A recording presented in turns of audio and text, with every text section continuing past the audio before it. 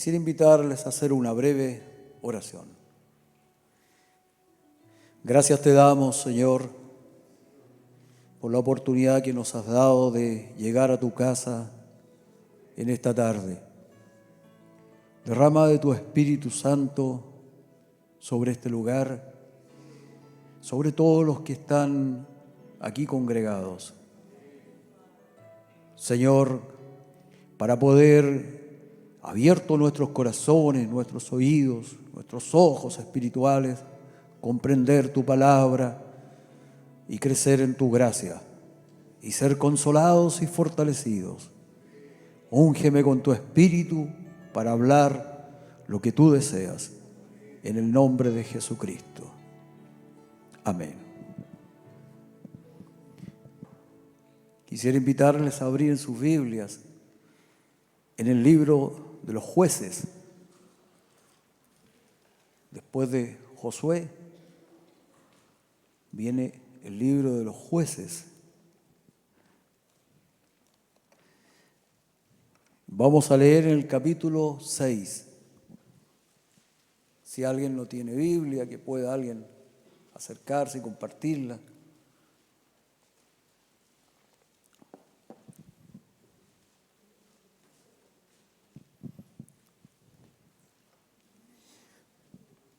Capítulo 6 del libro de los Jueces. Vamos a leer el verso 13. Capítulo 6, verso 13 dice lo siguiente.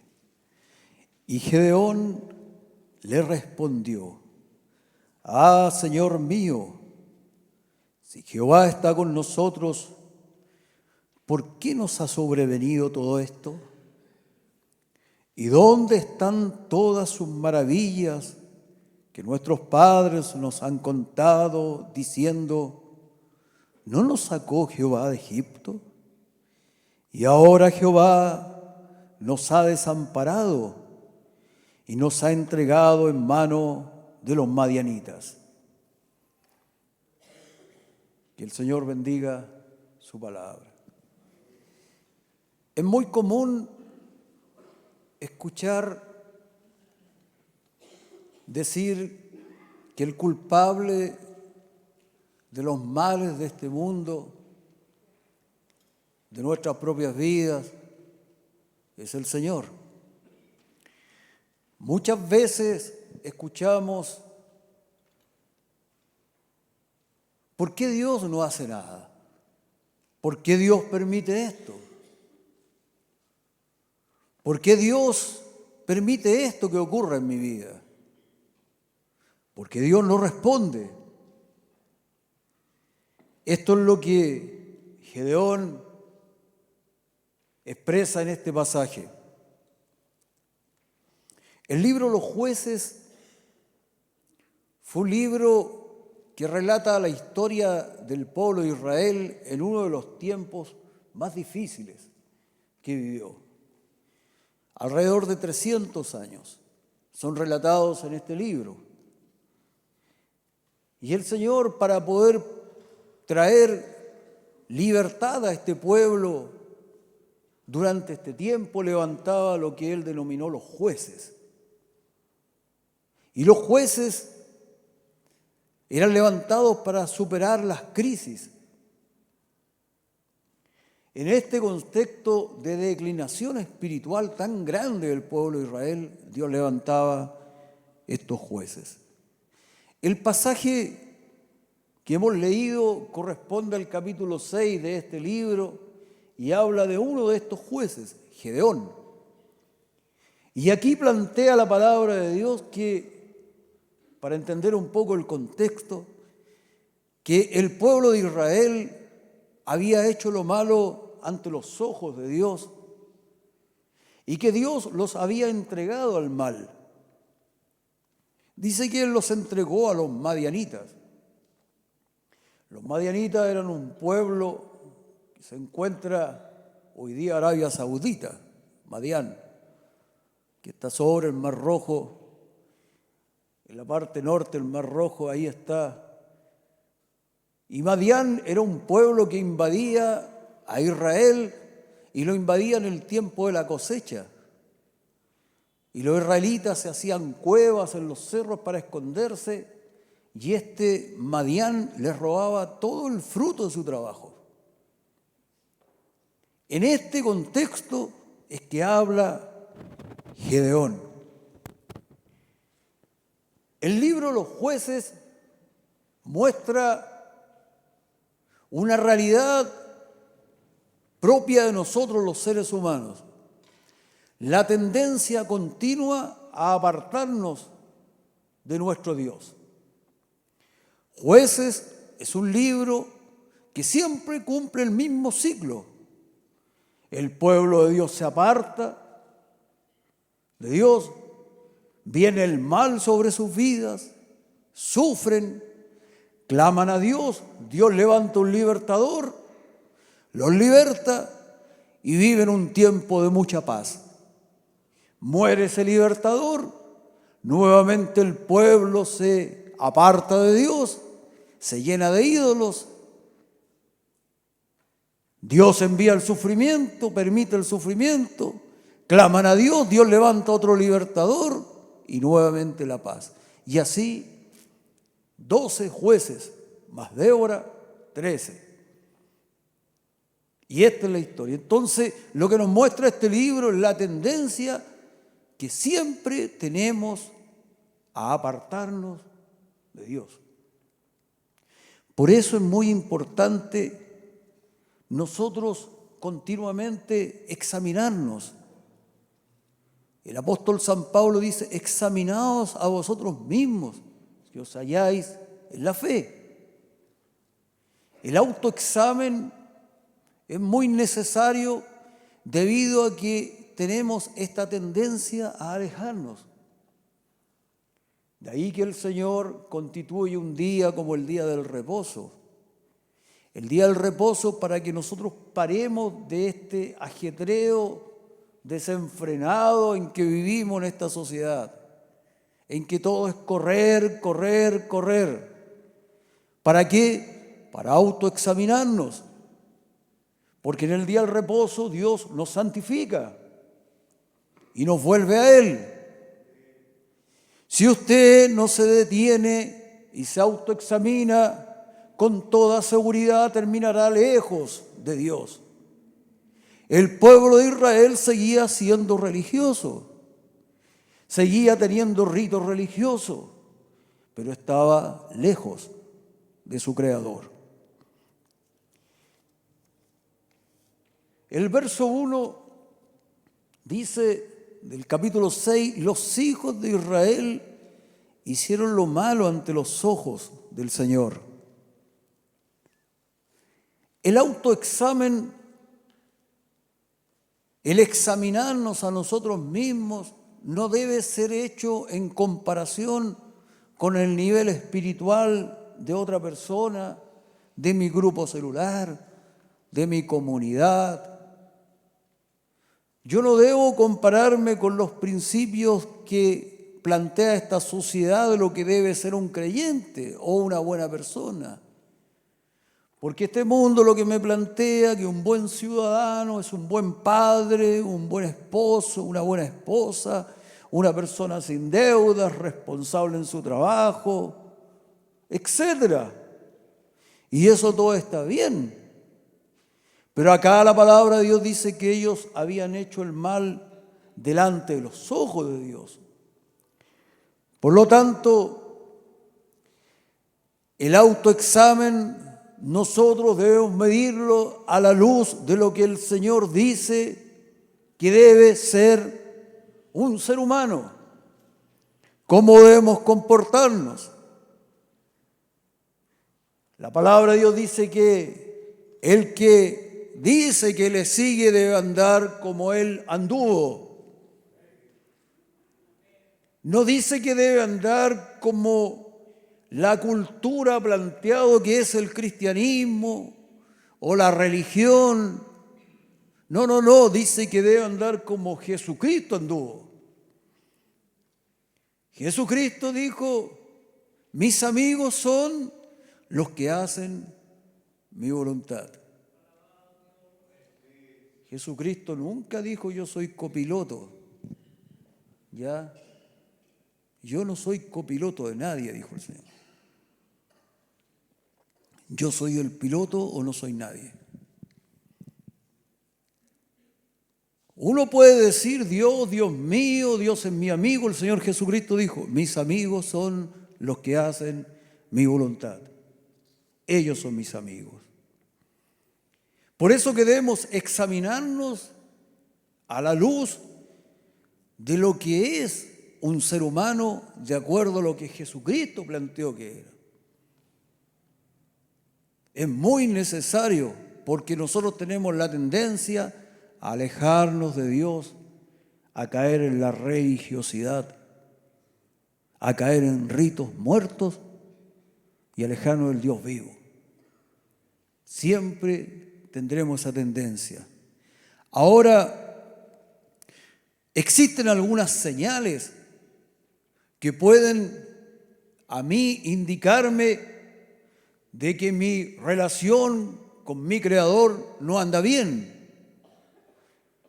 Puede que no sea necesariamente eso, pero sí podría ser. Acá uno ve el texto y dice que el Señor los entregó en manos de Madián por 7 años. Lo que dice que acá que el Señor los entrega al mal y les empieza a ir mal en la vida. Al pueblo de Israel le empezó a ir muy mal en su vida porque se había apartado de su Señor. Pero quiero que entienda algo, ellos no habían dejado la religión, habían dejado su obediencia al Señor. Ellos seguían siendo religiosos. Dice la Biblia que venían estos grupos de madianitas, que eran como langostas, dice, y llegaban justo en el tiempo de la cosecha y se robaban todo lo que había. Y todo el fruto del trabajo de los israelitas quedaba en nada. Una señal de que nuestra vida puede estar alejada de nuestro Dios, a pesar de que seamos religiosos, digamos creer en Él, seamos miembros, lo que sea. Es la pérdida de la paz. Dice que los israelitas hacían cuevas en las montañas para esconderse y se llenaban de temores, llenos de miedos y de temores. Cuando el Espíritu Santo está sobre una persona, le da valor, quita los temores. Una señal que yo pueda estar lejos de Él y que tiene que llevarme a autoexaminarme es que mi vida está llena de temores, es que yo he perdido la paz. La paz es fruto del Espíritu Santo y el Espíritu Santo está en los que le obedecen a Él. Pero el pueblo de Israel había hecho lo malo ante los ojos de Él. Por eso estaban llenos de temores, por eso no había paz. También dice que el fruto de su trabajo, todo era robado por estos madianitas. Ellos sembraban, trabajaban duro, pero no había nada. Lo único que venía era hambre.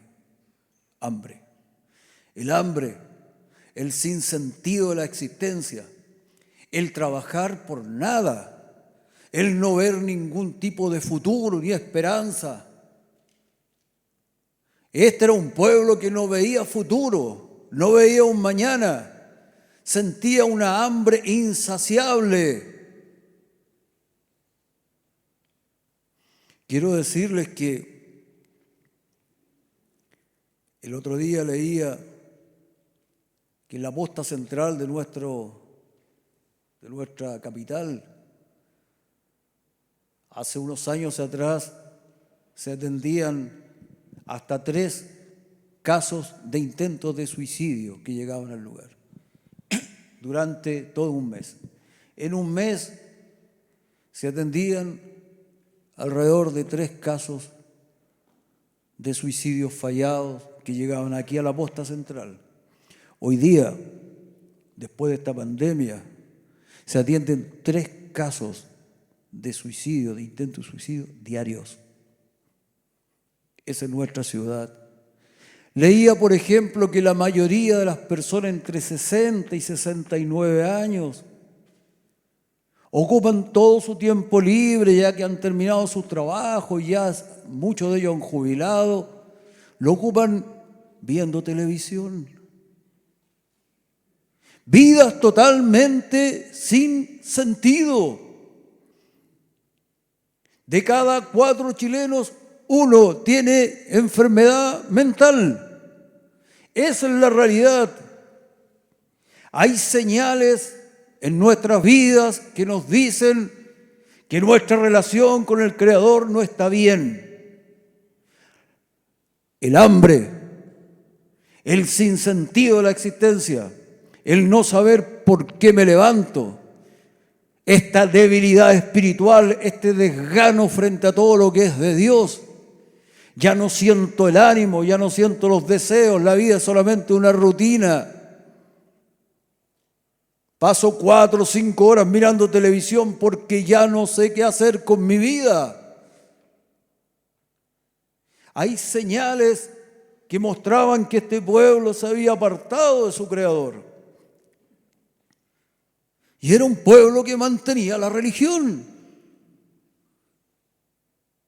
Era un pueblo que seguía diciendo, somos seguidores de Él. Pero sin embargo sus vidas no tenían paz. Sin embargo sus vidas estaban sin sentido. El Espíritu Santo, cuando está en un ser humano, lo llena de un gozo y de una alegría y de una dicha que no está sujeta ni a las circunstancias. El Espíritu Santo, cuando está en alguien, lo llena de valor y Él vence los temores del mundo. Alabado sea Jesucristo. Dios te ama. Y Dios permitió el sufrimiento en el pueblo de Israel porque lo ama, porque lo amaba. Porque Dios podría haber dejado a Israel en sus idolatrías, seguir adelante. No, pero Dios en su amor permitía que vinieran los de Madián. Y Dios en su amor permite el sufrimiento en nuestras vidas para que tal vez con el sufrimiento recapacitemos y hagamos lo que hace Israel. Acá dice en el verso 6 dice: de este modo empobreció Israel en gran manera por causa de Madián, y los hijos de Israel clamaron a Jehová. Clamaron a Él. La palabra del Señor dice: clama a mí y yo te responderé. Clama a mí.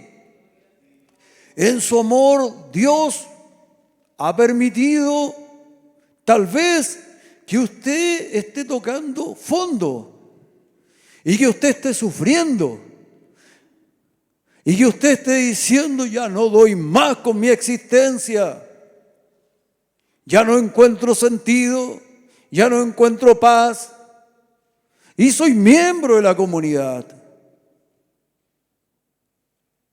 Y yo he sido miembro mucho tiempo. O tal vez ha venido acá por primera o segunda vez, pero usted siente que algo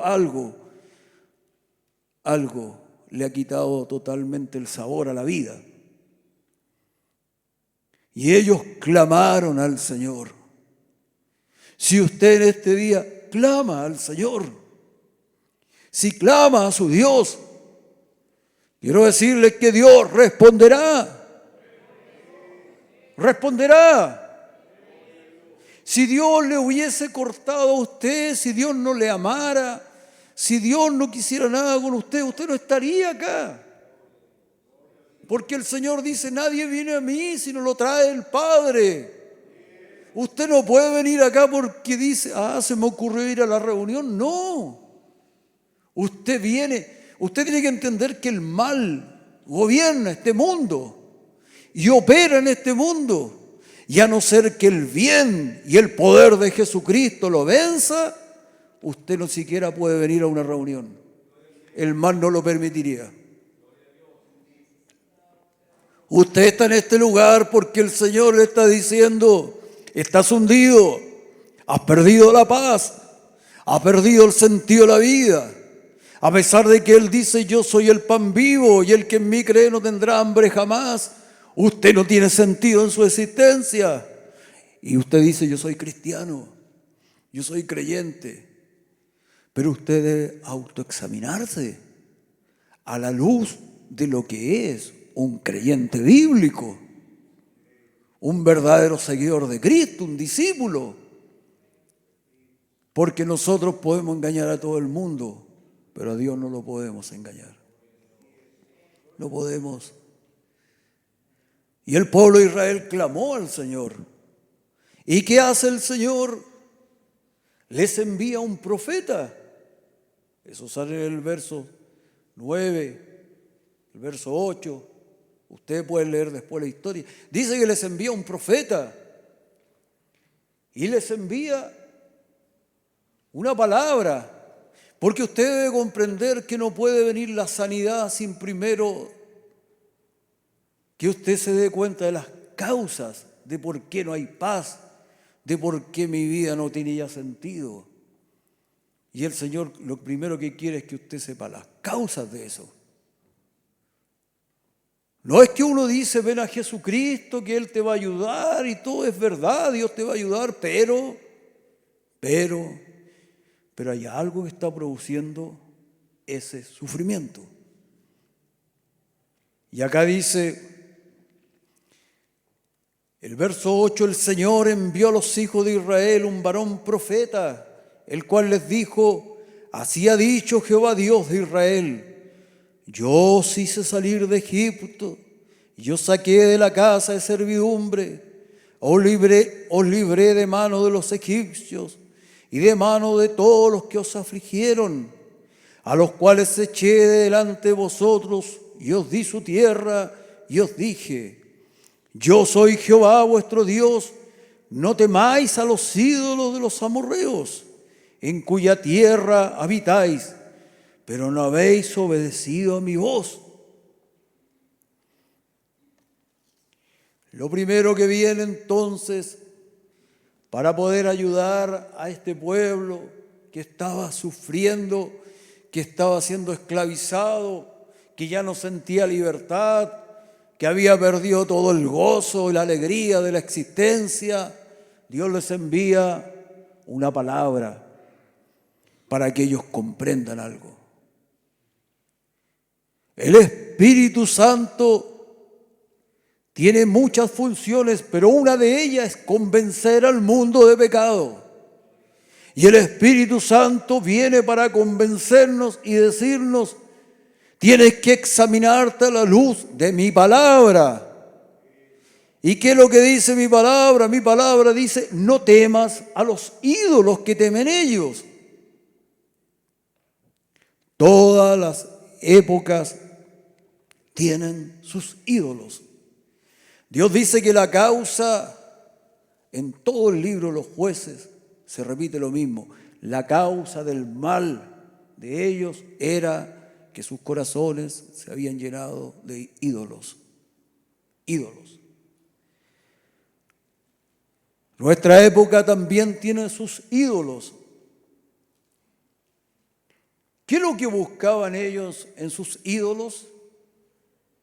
Ellos, más adelante dice que Gedeón destruye el altar de Baal y también un monumento a Acera. Baal era el dios de la lluvia, de los truenos, era el dios del clima. Y ustedes saben que un pueblo que vive de la agricultura y no tiene lluvia, se muere de hambre.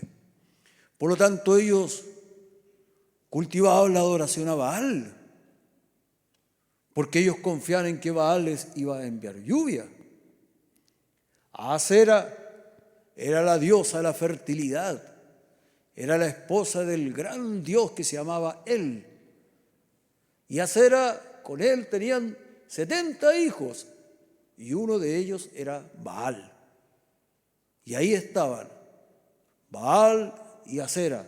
Siempre ambos eran adorados, idolatrados por los pueblos cananeos. Ellos buscaban en sus ídolos seguridad, felicidad, tranquilidad, tener un futuro, sentir realización. No es lo mismo que hoy día buscamos en el dinero, en la familia, en la fama, en las posesiones, en obtener más y más títulos universitarios. No es lo mismo. Yo soy profesional y tengo un par de títulos universitarios, sí. No estoy en contra de eso. Pero lo que la palabra de Dios rechaza es la idolatría. ¿Cuándo se convierte en un ídolo? Cuando yo le temo. Cuando yo, por temor, ya no sirvo a Jesucristo porque me pueden echar de mi trabajo. Porque cuando yo, por temor, porque se van a enojar en mi casa y se va a enojar mi esposo, mi esposa, si yo me entrego a Jesucristo. Entonces yo les temo a ellos y no temo a mi Dios. La idolatría. Os dije, no temáis a los dioses de los amorreos. O sea, movidos todo el tiempo por el miedo. Miedo a la pobreza, miedo a la soledad, miedo a la enfermedad, miedo a la pérdida de dignidad. Y mientras más viejos nos ponemos, más miedos tenemos. El Espíritu Santo viene para convencernos de que nosotros estamos igual que los que nunca han conocido o no tienen idea de lo que es Jesucristo. Y estamos igual como si Dios no existiera en el mundo. Y vivimos igual como si Jesucristo estuviera en una tumba y Él se levantó de los muertos.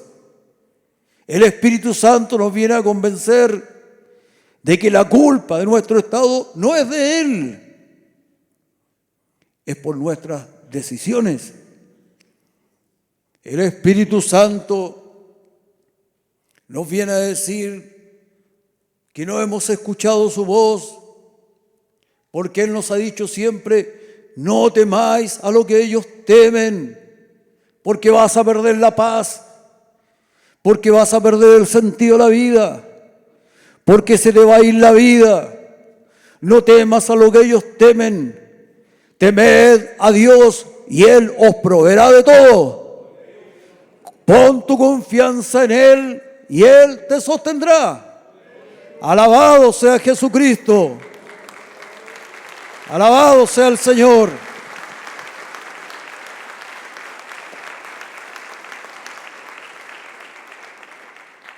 Y ahí Gedeón en el verso 13 dice, ¿por qué Dios permite esto o aquello?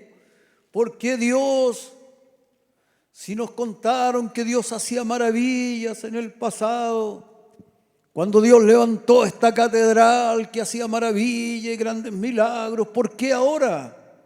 ¿Por qué no los hace conmigo? Y Dios le dice, yo los quiero hacer, pero deja tus ídolos. Pon tu confianza en mí. Vuelve a confiar en mí. Alabado sea Jesucristo. ¿Y qué hace el Señor cuando uno clama a Él? Y cuando uno dice realmente, Señor, me he equivocado, lo que hace Dios es que envía un Salvador. Envía un Salvador. Porque nosotros ya estamos tan esclavizados en nuestros ídolos que necesitamos un poder más grande que destruya las obras del enemigo. Y dice el verso 14, y mirándole el Señor le dijo, ve con esta tu fuerza y salvarás a Israel de la mano de los madianitas. ¿No te envío yo? Gedeón, tipo de Jesucristo. Gedeón es levantado como este juez para traer nuevamente la libertad a ese pueblo que estaba esclavizado, que ya había perdido la paz, que ya no tenían frutos, que ya no tenían porvenir, que ya no había futuro para sus vidas. Dios levanta un Salvador. Y así Dios envió a su Hijo Jesucristo. Porque no envió Dios a Jesucristo al mundo para castigar al mundo por causa de Él, sino que para que fuéramos salvos. El Señor Jesucristo dice: el madianita vino a matar, a destruir y a robar. Entiéndelo. El mundo quiere destruirte, matarte y robarte todo lo bueno que hay en tu vida. No pongas tu confianza en los ídolos de este mundo, porque ellos quieren destruir todo. Pero yo he venido, dice el Salvador, para que tengas vida y vida abundante. Alabado sea Jesucristo. Gloria a Jesucristo. Jesús les dijo: yo soy el pan de la vida. El que a mí viene nunca tendrá hambre, y el que en mí cree no tendrá sed jamás. Si uno deja sus ídolos y acude a Jesucristo, yo le aseguro que Dios saciará su hambre interna. Usted tendrá nuevamente sentido para levantarse en las mañanas. Usted no será un anciano sin propósito. Dios le dará nuevamente las fuerzas. Dios pondrá en usted este alimento que quita esta hambre, porque vivimos en un mundo carente de sentido total, lleno de tecnología y cada día más solos, lleno de avances y cada día más atrasados en nuestro ánimo, cada día más tristes, cada día más sin esperanza. Por eso que el Señor Jesucristo te dice: mi paz os dejo, mi paz os doy. Yo no la doy como la da el mundo. Yo no te doy mi paz junto con la cuenta corriente. Yo te doy una paz verdadera. El que a mí viene, yo le doy paz.